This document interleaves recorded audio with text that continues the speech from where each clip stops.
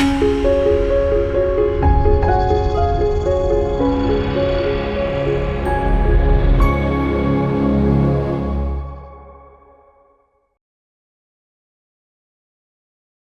మాత్రం. నేను మీ journalist Navata. Welcome to our voice.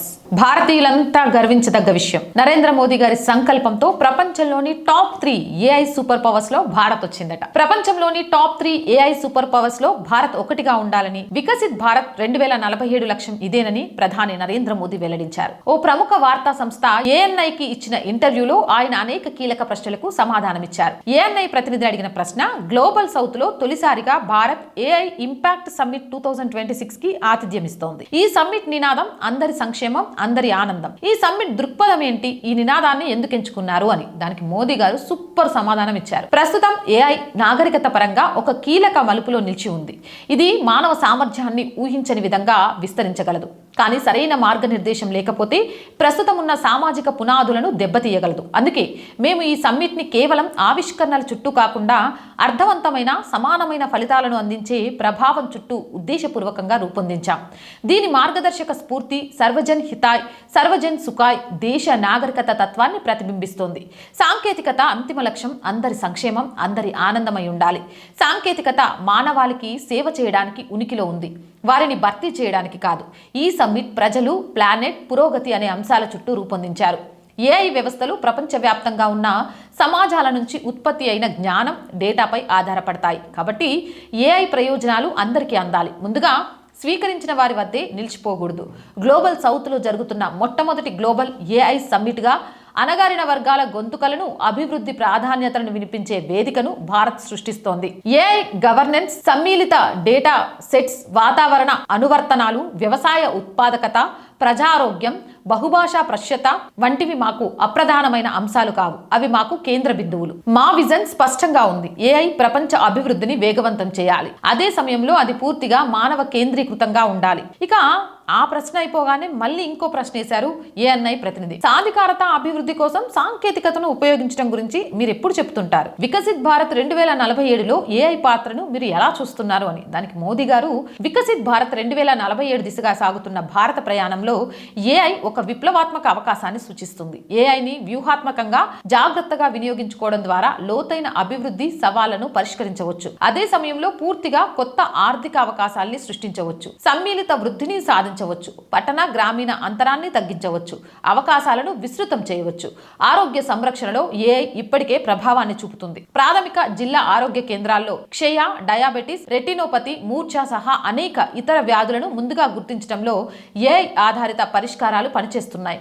విద్యారంగంలో భారతీయ భాషల్లో ఏఐ ఆధారిత పర్సనలైజ్డ్ లెర్నింగ్ ప్లాట్ఫామ్లు గ్రామీణ, ప్రభుత్వ పాఠశాలల విద్యార్థులకు వారికి తగిన విద్యా సహకారాన్ని అందిస్తున్నాయి. వేలాది గ్రామాల్లోని 36 లక్షల మంది మహిళా పాడి రైతులను చేరడానికి అమూల్ ఏఐని ఉపయోగిస్తోంది. పశువుల ఆరోగ్యం, ఉత్పాదకతను గుజరాతీలో నిజ సమయ మార్గదర్శకత్వాన్ని అందిస్తూ క్షేత్రస్థాయి మహిళా ఉత్పత్తిదారులకు సాధికారత కల్పిస్తోంది. వ్యవసాయంలో పంటల సలహాలు, నేల విశ్లేషణ, వాతావరణ సమాచారంలో ఏఐని ఏకీకృతం చేయడానికి భారత్ విస్తార్ చొరవ లక్ష్యంగా పెట్టుకుంది. ఇది రైతులు మెరుగైన స్థానిక పరిస్థితులకు తగిన నిర్ణయాలు తీసుకోవడానికి సహాయపడుతుంది. వారసత్వ పరిరక్షణలో కూడా పురాతన రాతపత్రులను డిజిటలైజ్ చేయడానికి, అర్థం చేసుకోవడానికి ఏఐ సహాయపడుతుంది. తద్వారా భారతదేశ నాగరికత జ్ఞాన వ్యవస్థలను వెలికితీస్తుంది. ఏఐ అగాధాలను పెంచుతుందని ప్రపంచం ఆందోళన చెందుతున్న వేళ ఆ అగాధాలను తొలగించడానికి భారత్ దీనిని ఉపయోగిస్తుంది. ప్రతి గ్రామానికి, ప్రతి జిల్లాకు, ప్రతి పౌరుడికి ఆరోగ్యం, విద్య, ఆర్థిక అవకాశాలను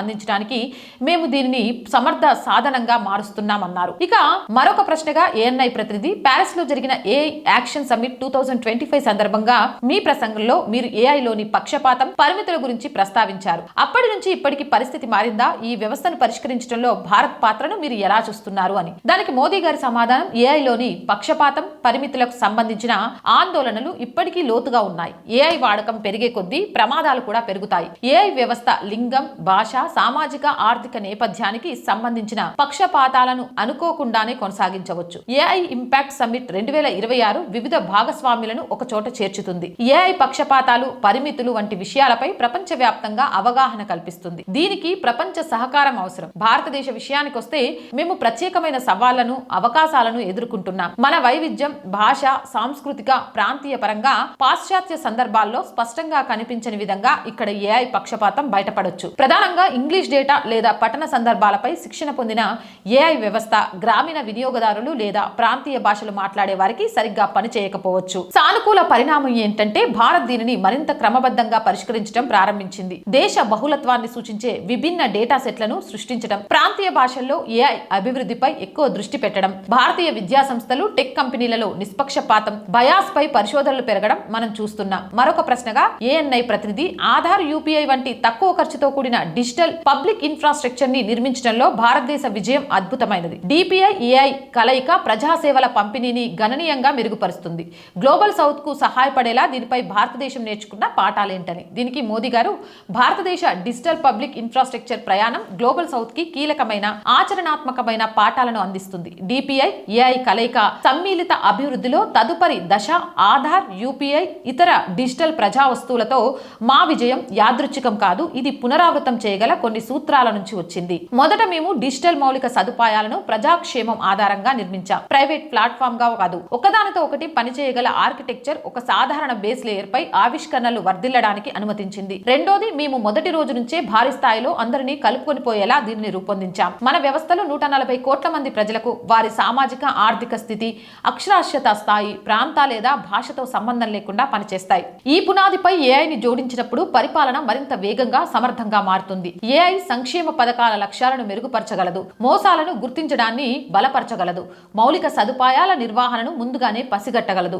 పట్టణ ప్రణాళికకు మద్దతు ఇస్తుంది, ప్రభుత్వ వ్యవస్థల్లో పారదర్శకతను పెంచుతుంది. అదే సమయంలో పటిష్టమైన డిజిటల్ మౌలిక సదుపాయాలు, బలమైన డేటా గోప్యత రక్షణలు, ఆలోచనాత్మకమైన నియంత్రణ చట్టాలు, సమాజంలో ఏఐ అక్షరాస్యత ప్రాముఖ్యాన్ని మేము అర్థం చేసుకున్నాం. మానవ కేంద్రీకృత డిజిటల్ పబ్లిక్ ఇన్ఫ్రాస్ట్రక్చర్ ని నిర్మించిన అనుభవంతో ఏఐ ప్రయోజనాలను చివరి మైలు వరకు గ్రామాల్లోని రైతులకు, చిన్న పట్టణాల్లోని విద్యార్థులకు, ఎంఎస్ఎంఈలకు, మహిళా పారిశ్రామికవేత్తలకు, అసంఘటిత కార్మికులకు, గ్రామీణ పట్టణ భారతంలోని యువతకు చేరేలా చూడటంలో భారత్ అత్యుత్తమ స్థానంలో ఉంది. ఇది కేవలం పట్టణ ఎలైట్ వర్గానికి మాత్రమే పరిమితం కాకూడదు.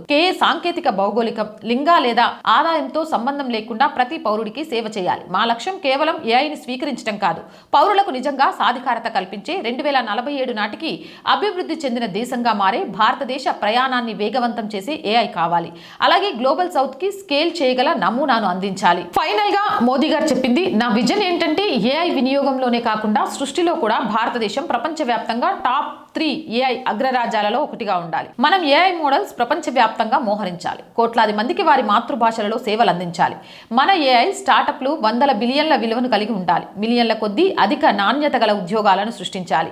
మన ఏఐ ఆధారిత ప్రజాసేవలు సమర్థవంతమైన, సమానమైన పాలనకు బెంచ్ మార్కులుగా ప్రపంచవ్యాప్తంగా అధ్యయనం చేయాలి. ముఖ్యంగా ప్రతి భారతీయుడు ఏఐని అవకాశాలను కల్పించేదిగా, సామర్థ్యాన్ని రెట్టింపు చేసేదిగా, మానవ గౌరవానికి సేవకుడిగా అనుభవించాలి. వారి జీవనోపాధికి ముప్పుగా లేదా నియంత్రణ సాధనగా కాదు. ఏఐలో ఆత్మనిర్భర్ భారత్ అంటే డిజిటల్ శతాబ్దం కోసం భారతదేశం తన సొంత కోడ్ ని లిఖించుకోవడం. ఇండియా ఏఐ మిషన్ ద్వారా ఆ కోడ్ మన విలువలను ప్రతిబింబించేలా, మన ప్రజలకు సేవ చేసేలా, ప్రపంచానికి బాధ్యతాయుతమైన ఏఐ నాయకుడిగా భారతదేశాన్ని నిలబెట్టేలా మేము చూస్తున్నాం అని చెప్పారు. ఏదేమైనా మోదీ గారి విజన్ మాత్రం సూపర్. 2047కు ఒక లక్ష్యాన్ని ఎంచుకొని ఆ లక్ష్యం వైపు వడివడిగా అడుగులు వేస్తూ ప్రపంచమే ఆశ్చర్యపోయేలాగా చేస్తున్న అలాంటి నాయకుడు మనకుండడం నిజంగా మనందరి గర్వకారణం. అవునంటారా, కాదంటారా? మీ అభిప్రాయం ఏంటి? కామెంట్ సెక్షన్ లో పెట్టండి. మోర్ వీడియోస్ కోసం ఛానల్ వెంటనే సబ్స్క్రైబ్ చేయండి. రోజు చెప్తున్నానండి, our group of channels, our voice, our political, our Sanskriti, 3 మన ఛానల్సే. So please subscribe our channels. Content బాగుంది అనిపిస్తే లైక్ చేయండి, షేర్ చేయండి. ఆర్థికంగా మీరు చేసే ఒక్క రూపాయి అయినా ఆర్ వాయిస్ చేతకు ఎంతగానో ఉపయోగపడుతుంది. దయచేసి ఆర్థికంగా సపోర్ట్ చేయండి. ఆర్థికంగా సపోర్ట్ చేయాలి అంటే సబ్స్క్రిప్షన్ పక్కనే జాయిన్ అనే బటన్ ఉంది. 1 to 5 లెవెల్స్ ఉన్నాయి. ఏదో ఒక లెవెల్లో సపోర్ట్ చేయండి. లేదా స్క్రీన్ మీద గూగుల్ పే, ఫోన్ పేతో పాటు అకౌంట్ డీటెయిల్స్ ఉన్నాయి. మీకు తోచిన సహాయాన్ని అందించండి. వ్యాపార ప్రకటనల కోసం 8328500576 నెంబర్ని సంప్రదించండి. జై హింద్, జై భారత్.